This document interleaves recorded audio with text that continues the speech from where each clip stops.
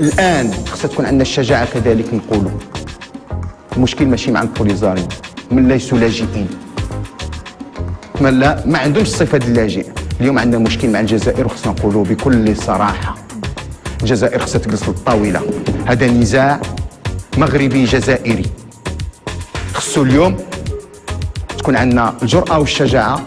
والجزائريين الإخوة الجزائريين راهم غالطين، راه بداو في المعاناة، وما رأيناه يوم الأحد الماضي على شاشة التلفزيون من المكالمات الهاتفية ديروا يدهم في يد الإرهابيين، سيؤدون الثمن غاليا، لأن هذوك الناس اللي بغاو يديروا يدهم في يدهم لا دين ولا ملة ولا لون ولا جنسية لهم ولا أهداف ولا شيء، ما كنعرفوش حتى شنو باغيين.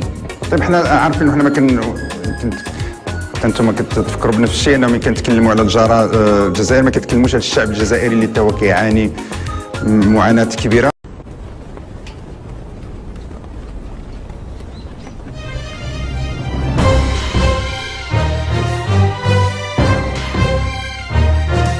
Ils sont d'une génération qui a de grands espoirs, de grands rêves, de grands souhaits. Ils ont en eux la volonté et la croyance qui leur ont permis d'obtenir leur indépendance. Grâce à cette génération, l'Algérie se prépare à l'avenir. Les ressources naturelles abondantes du pays contribuent au développement des infrastructures. Le pays connaît de grands changements dans les secteurs de l'enseignement, de l'industrie, du commerce, du BTP. L'Algérie est sur le point, Inch'Allah, de devenir une grande et forte nation. À ce développement s'ajoute aujourd'hui une nouvelle force.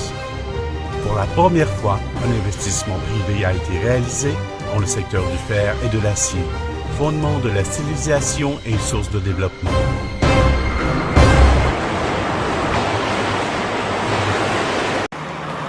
الجزائر أول دولة عربية تطلق قمرا صناعيا بإمكاناتها المحلية، ثالث قمر صناعي مرتقب أن يلتحق بمداره شهر فبراير شباط المقبل.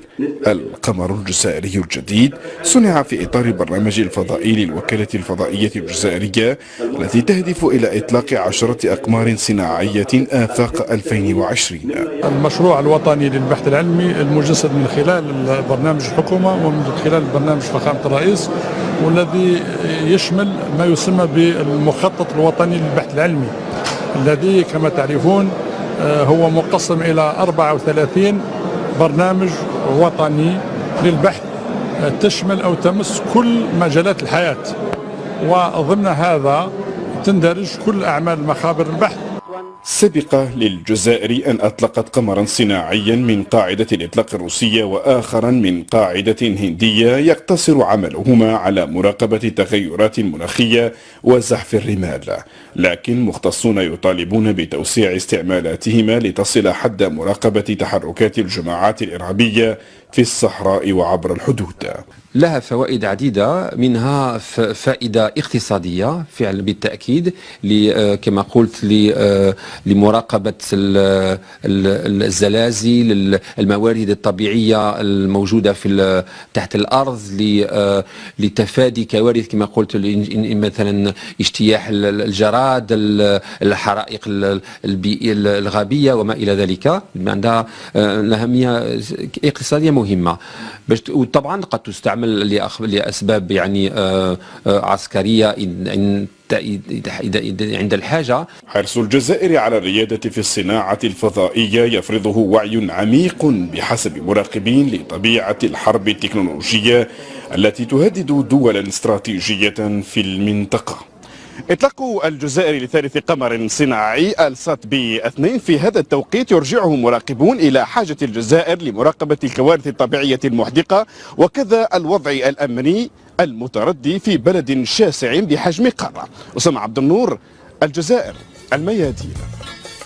Il y a de grands espoirs, de grands rêves, de grands souhaits. Ils ont en eux la volonté et la croyance qui leur ont permis d'obtenir leur indépendance. Grâce à cette génération, l'Algérie se prépare à l'avenir. Les ressources naturelles abondantes du pays contribuent au développement des infrastructures. Le pays connaît de grands changements dans les secteurs de l'enseignement, de l'industrie, du commerce, du BTP. L'Algérie est sur le point, Inch'Allah, de devenir une grande et forte nation. À ce développement s'ajoute aujourd'hui une nouvelle force. Pour la première fois, un investissement privé a été réalisé dans le secteur du fer et de l'acier, fondement de la civilisation et source de développement.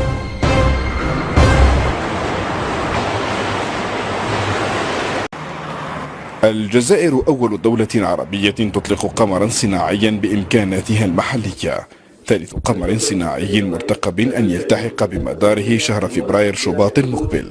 القمر الجزائري الجديد صنع في إطار البرنامج الفضائي للوكالة الفضائية الجزائرية التي تهدف إلى إطلاق 10 أقمار صناعية. الآن خصها تكون عندنا الشجاعة كذلك نقولوا المشكل ماشي مع البوليزاريين، من ليسوا لاجئين، ما عندهمش الصفة ديال اللاجئ. اليوم عندنا مشكل مع الجزائر وخصنا نقولوا بكل صراحة، الجزائر خصها تجلس للطاولة. هذا نزاع مغربي جزائري، خصو اليوم تكون عندنا الجرأة والشجاعة.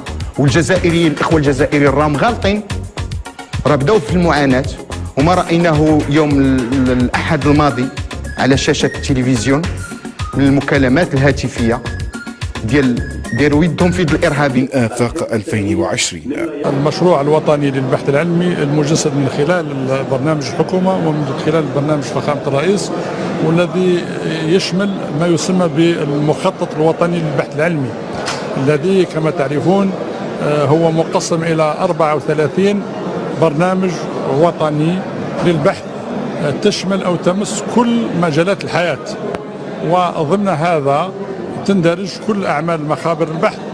سبق للجزائر أن أطلقت قمرا صناعيا من قاعدة الإطلاق الروسية وآخرا من قاعدة هندية يقتصر عمله.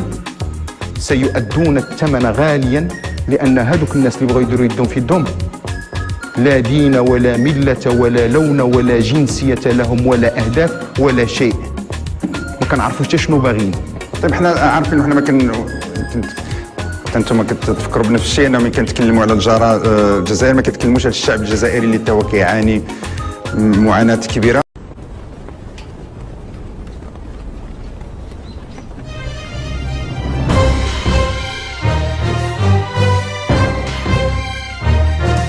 Ils sont d'une génération